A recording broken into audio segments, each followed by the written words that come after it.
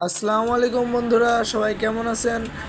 আর আজকে আমি বাসে ভিডিও করতেছি। দেখুন, এটা কোন সেতু অবশ্যই বলবেন। এটা পদ্মা সেতু না, এটা যমুনা সেতু।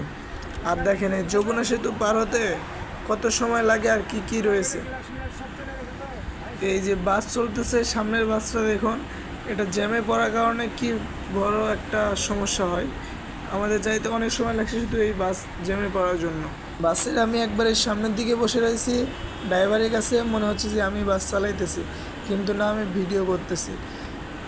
আর সমস্ত কিছু দেখানোর জন্য সামনে এসেছি, যে আসলে সামনে থেকে যখন বাস চালানো হয় তখন কেমন লাগে দেখতে। তো সামনে যে এই একটি গাড়িটিকে যাবে, এটা দেখুন কিভাবে একটা দুর্ঘটনার শিকার হতে লাগে। আর এই যে সাইডে যে পাশে একটা রাস্তা দেখতেছেন, ওই রাস্তা কিন্তু প্রায় ফাঁকা, কারণ ওইদিকে মানে ঢাকাতে ঢুকতেছে কম আর ঢাকা থেকে বেরোতেছে বেশি। এরকম দেখেন, এই মোটর সাইকেলটি যখন পার হবে তার একটু পরে জ্যাম লাগা শুরু হয়ে যাবে। এই মোটর সাইকেলকে আমরা পরবর্তী আবার ধরতে পারবো, কারণ এই জ্যামের কারণে যতই মোটর সাইকেল ফাঁক দিয়ে যাইতে লাগে পারবে না। ভিডিওটি সম্পূর্ণ দেখুন, তাহলে বুঝতে পারবেন। আর লং ভিডিও করতে অনেকগুলো কষ্ট হয়, তারপরেও করি। লং ভিডিও তো সমস্ত বিষয় নিয়ে করতে হয়, বুঝুন। আর ফেসবুক, ইউটিউবে লং ভিডিও মানুষ কম দেখে। এই যে বাসের সামনে লেখা আছে, সন্তানকে কোরআন শিক্ষা দিন, কিন্তু আমরা ফোন হাতে দিই। আর নিচে লেখা রয়েছে, নামাজ কায়েম করুন। আমরা অনেকেই নামাজ পড়ি না, কারণ আমরা দুনিয়ার রং তামাশায় মেতে আছি, আল্লাহর কথা ভুলেই গেছি, যে আল্লাহ আমাদের সৃষ্টি করেছেন। যাই হোক, যে জ্যাম ছিল, এখন আবার বাড়াবো। এখানে স্কিপ করা ছিল কারণ অনেক সময় গেছে স্কিপের কারণে। এই যে আমাদের হেল্পার ভাইটি চলে এসছে আগে দেখার জন্য কতদূর পর্যন্ত জ্যাম ছিল। এই যমুনা ব্রিজের উপর যখন ওঠা হয় তখন অনেক সুন্দর লাগে দৃশ্য। প্রায় সন্ধ্যাবেলায়, এই কারণে অত সুন্দর আসে নাই, তারপরেও যতটুকু সম্ভব আপনাদের মাঝে তুলে ধরলাম।